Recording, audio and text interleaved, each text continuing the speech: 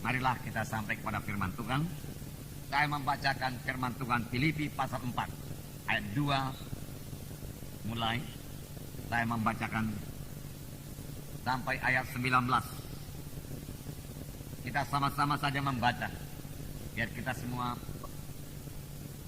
bertambah-tambah menggenapkan firman Tuhan dalam hidup kita. Firman Tuhan tama-tama meresap dalam kita.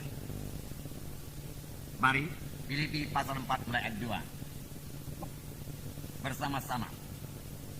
Euodia ku nasihati dan Sintise ku nasihati, supaya sehati sepikir dalam Tuhan. Bahkan ku minta kepadamu juga Sonsugos, temanku yang setia, tolonglah mereka. Karena mereka telah berjuang dengan aku dalam pekabaran Injil, bersama-sama dengan Clemens dan kawan-kawanku sekerja yang lain, yang nama-namanya tercantum dalam kitab kehidupan. Mari semua. 4. Bersukacitalah senantiasa dalam Tuhan. Sekali lagi kuatakan bersukacitalah. Hendaklah kebaikan hatimu diketahui semua orang. Tuhan sudah dekat. Janganlah hendaknya kamu khawatir tentang apapun juga, tapi nyatakanlah dalam segala hal keinginanmu kepada Allah dalam doa dan permohonan dan ucapan syukur. Damai sejahtera Allah yang melampaui segala akal akan memelihara hati dan pikiranmu dalam Kristus Yesus. Jadi akhirnya saudara-saudara, semua yang benar, semua yang mulia, adil, suci, semua yang manis, semua yang sudah didengar, semua yang disebut kebajikan dan patut dipuji, pikirkanlah semuanya itu. Dan apa yang telah kamu pelajari, dan apa yang telah kamu terima, dan apa yang telah kamu dengar, dan apa yang telah kamu lihat padaku, lakukanlah itu. Maka Allah sumber damai sejahtera akan menyertai kamu. Aku sangat bersukacita dalam Tuhan, bahwa akhirnya pikiranmu dan perasaanmu bertumbuh kembali untuk aku. Memang selalu ada perhatianmu, tetapi tidak ada kesempatan bagimu. Kukatakan ini bukanlah karena kekurangan, sebab aku telah belajar mencukupkan diri dalam segala keadaan. Aku tahu apa itu kekurangan, aku tahu apa itu kelimpahan. Dalam segala hal dan dalam segala perkara tidak ada sesuatu yang merupakan rahasia bagiku, baik dalam hal kenyang maupun dalam hal kelaparan, baik dalam hal kelimpahan maupun dalam hal kekurangan. Segala perkara dapat kutanggung dalam Dia yang memberi kekuatan kepadaku.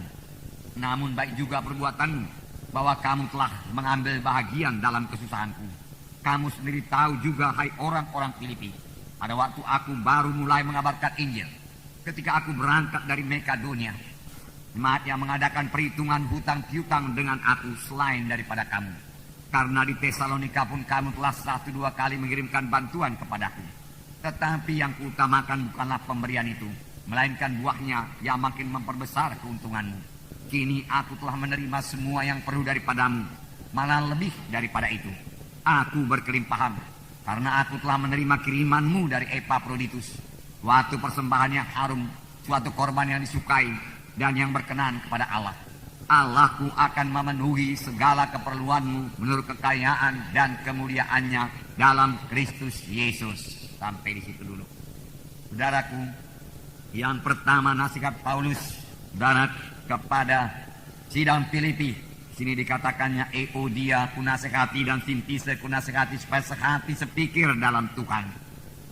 Saudara, tentunya ada perselisihan di antara mereka, dan tiap-tiap perselisihan ini menduka citakan Roh Kudus.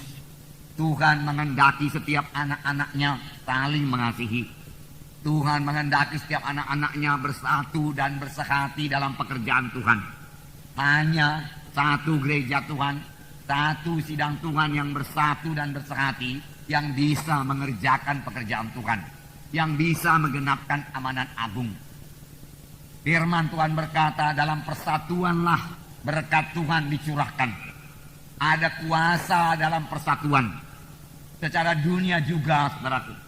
Dahulu waktu kami anak-anak, kami 7 orang bersaudara, orang tua kami selalu berkata, bersatu kalian 7 orang bersaudara, maka kalian akan menang, kalian akan berhasil. Lihat saja lidi, dia katakan. Kalau lidi itu yang satu ikatan tidak bisa dipatahkan. Tapi kalau lidi itu diambil satu persatu lalu dipatahkan, semua bisa patah. Demikian kalau kalian berpecah-pecah, dia katakan. Dan itu memang benar, saudaraku. Secara dunia, bahkan pekerjaan dunia pun, saudaraku, berhasil kalau banyak orang bersatu bersehati dan punya satu tujuan. Kita melihat dalam menara Babel. Menara Babel bahkan bukan kehendak Tuhan. Tetapi orang-orang pada zaman itu berkata, mari kita bersatu. Mari kita buat satu menara yang puncaknya sampai ke langit. Lalu mereka bersatu. Lalu mereka bekerja sama. Mereka berserati.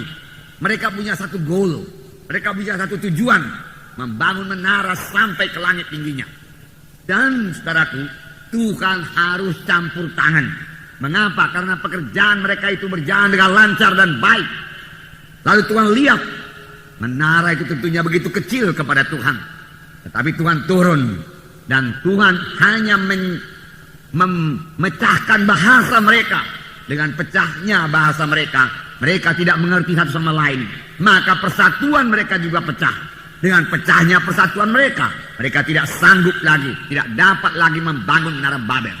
Tapi kalau mereka bersatu, mereka sanggup membangun bangunan yang bagaimanapun besarnya. Saudaraku, yang kekasih dalam nama Yesus, perlu persatuan dalam sidang Tuhan. Kalau kita bersatu, saudaraku, dan memang kita sudah bersatu, saudara lihat bertuhan, saudaraku, dalam sidang ini. Jiwa-jiwa selalu selamat tiap-tiap minggu. Baptisan 400-500 orang dikirimkan Tuhan tiap-tiap bulan. Kuasa Tuhan dinyatakan. Tetapi kuasa Tuhan itu bisa lebih banyak lagi dinyatakan kalau persatuan kita pertama teguh lagi. Sebab firman Tuhan berkata, pekerjaan-pekerjaan yang aku kerjakan akan kamu kerjakan. Bahkan pekerjaan-pekerjaan yang lebih besar daripada ini akan kamu kerjakan. Karena aku pergi kepada Bapa. Kita belum melihat pekerjaan-pekerjaan yang lebih besar daripada yang dikerjakan Yesus. Bahkan belum melihat semua pekerjaan-pekerjaan yang dikerjakan Yesus. Tapi Tuhan sudah menjanjikannya. Orang mati dibangkitkan, saudaraku. Yang lumpuh berjalan, yang buta melihat. Dan ribuan jiwa diselamatkan. Saudaraku yang kekasih dalam nama Yesus, berbondong-bondong mengikuti Yesus. Ruangan-ruangan penuh. Dan ini memang sudah mulai, saudaraku, diberikan Tuhan dalam sidang Tuhan ini. Puji Tuhan, saudara. Tapi kalau kita lebih bersatu, lebih bersekati, lebih memperhatikan satu sama lain, maka kuasa Tuhan akan bertambah-tambah. Luar biasa lagi dinyatakan. Amin, saudara. Inilah kuasa persatuan. Firman Tuhan berkata, jikalau dua orang daripadamu di dunia ini bersatu, bersehati, mohon satu perkara kepada Tuhan, maka apapun juga permintaan mereka itu akan dikabulkan oleh Bapakku yang di sorga. Rumah tangga yang bersehati adalah rumah tangga yang bisa berdoa kepada Tuhan, dan kuasa Tuhan pasti turun dalam rumah tangga tersebut. Berkat Tuhan pasti dicurahkan dalam rumah tangga tersebut. Tidak heran, saudaraku, Paulus mengatakan, mari bersehati. Euodia Sintise yang sudah bersama-sama bekerja dengan aku, dengan Clemens. Boleh jadi Euodia Sintise ini pada permulaan pembangunan sidang di Filipi dia sudah ikut bekerja sama. Tetapi kemudian boleh jadi terjadi sedikit perbedaan pendapat. Tetapi Paulus berkata, hai Sunsugos, sahabat daripada Paulus, perdamaikanlah mereka. Biarlah salah satu mengalah atau dua-dua mengalah. Yang perlu sidang Tuhan bersatu bersehati, berdamai, saling mengampuni, tidak menggosip, tidak mengkritik. Kritik, saudaraku, bukan daripada Tuhan, kritik daripada setan. Saudaraku, untuk memecah belah sidang Tuhan, supaya kuasa Tuhan jangan bekerja dalam sidang Tuhan. Setan tidak suka kuasa Tuhan nyatakan dalam sidang Tuhan. Kalau kuasa Tuhan tidak dinyatakan, saudaraku, jiwa-jiwa tidak dapat berkat. Kita rindu kuasa Tuhan. Oleh sebab itu, mari kita bersatu. Mari kita bersehati. Amin, saudara. Firman Tuhan berkata, hendaklah kamu berdamai satu dengan yang lain. Firman Tuhan berkata, mengalah. Firman Tuhan berkata, perhatikan kepentingan orang lain juga. Jangan kepentingan diri kita sendiri. Care kita, memperhatikan orang lain, mendoakan orang lain. Kerap kali kalau kita sudah mendoakan orang lain, kita tidak mengkritiknya lagi. Tapi kalau kita tidak mendoakan, maka kita bisa mengkritiknya. Kalau kita lihat satu-satu perbuatannya yang tidak seturut dengan kehendak kita, belum tentu tidak seturut dengan kehendak Tuhan, kehendak kita, saudaraku. Saudaraku, oleh sebab itu hati-hati, saudaraku. Kritik, saudaraku, selalu merusak dan tidak membawa berkat. Baik bagi yang dikritik, baik bagi yang mengkritik, saudaraku. Saudaraku, apalagi gosip gunjing, saudaraku. Selalu, saudaraku, menjadi alat setan, saudaraku. Saudara yang kekasih dalam nama Yesus, Paulus tidak menggosip, Paulus tidak mengkritik, tapi Paulus berkata, siang malam aku mendoakan kamu dengan mencucurkan air mata. Tidak heran sidang-sidang yang dibuka oleh Paulus sangat berkemenangan, sangat berhasil.